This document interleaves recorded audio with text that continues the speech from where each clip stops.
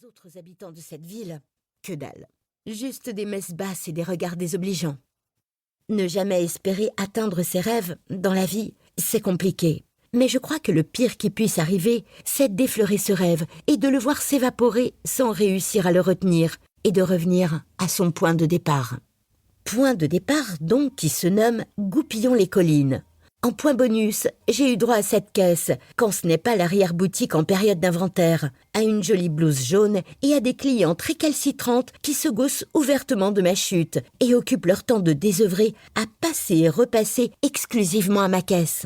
Comme s'il n'en existait pas d'autres dans cette supérette, pour venir me perturber dans mon examen minutieux d'une pub pour une agence de voyage. Voilà où j'en suis. Non pas que je n'aime pas mon job, parce que foncièrement, il n'est pas pire qu'un autre, loin de là. Ce sont certaines clientes qui le rendent insupportable, et mes rêves amèrement avortés également.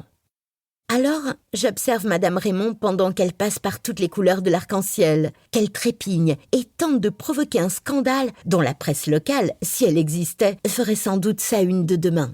Toute cette haine parce que pendant mes années lycée, j'ai offensé son petit-fils. À cette époque, j'étais sans doute un peu cruche, je veux bien lui accorder. La jolie minette qui croit que son physique lui suffira à ouvrir toutes les portes de l'avenir. Celle qui oublie de bosser ses cours et ne pense qu'à tester ses fringues et son maquillage lors de soirées, etc. Eh bien, c'était moi. Quelques années après, j'ai cru malin de baser toute mon incroyable destinée sur mon physique, aux grandes dames de mon père, et j'ai même pris des cours pour y arriver. Je croyais même posséder un don. Pas mal de producteurs étaient intéressés, je dois bien le reconnaître, ça aurait pu marcher. Jusqu'à ce que ce Lagrange de mes deux mette un terme à mes espérances. J'ai tout refusé pour tourner dans ce film, anéantissant mes chances de petits contrats pour me faire virer pour celui qui me tenait tant à cœur et qui aurait pu tout changer. Bref, ce n'est pas le sujet. Le résultat à noter dans tout ça, c'est que Madame Raymond et ses copines me détestent à présent. Si je n'avais jamais eu à revenir ici, je me moquerais pas mal de son avis. Malheureusement, me revoilà, depuis 2 ans, titulaire de ma propre caisse chez Darcy, avec en prime leur haine et leur commérage au quotidien. Comme à présent, alors qu'elle continue à marmonner, voire à hurler à qui veut l'entendre que c'est une honte. Elle me fatigue. Que se passe-t-il ici ? Ma tante Darcy, et merde. Cette chère tante, si elle a le cœur sur la main et un esprit de famille ultra développé, s'avère être également une vraie fille du cru, avec le caractère que cela implique. Et en même temps, une patronne intransigeante, une gestionnaire de personnel aux dents acérées et une commerciale pointilleuse.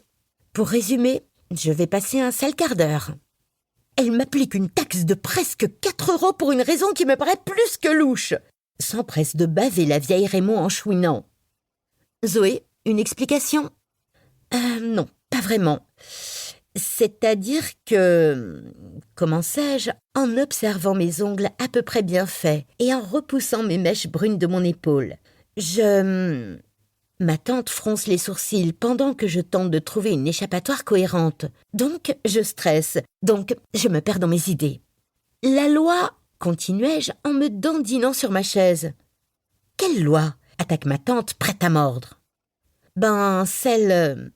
Tout à coup, la porte automatique s'ouvre devant nous et un homme masqué débarque, tel un sauveur, une arme à la main et déclare « Pas de panique, ceci est un braquage !» Scène 2. Julien. La secrétaire de mon agent, dont je n'arrive jamais à retenir le nom, est actuellement plantée sur ma queue à se mouvoir comme une tigresse affamée. Son parfum m'enveloppe. Ses mains se promènent partout sur ma peau, sous ma chemise qu'elle a littéralement arrachée de mon pantalon. À force de me faire du rentre-dedans, à chacune de mes visites ici, j'ai fini par craquer. Parce que, soyons honnêtes, cette fille est carrément bandante. Mon ego se gonfle à chacune de ses ondulations.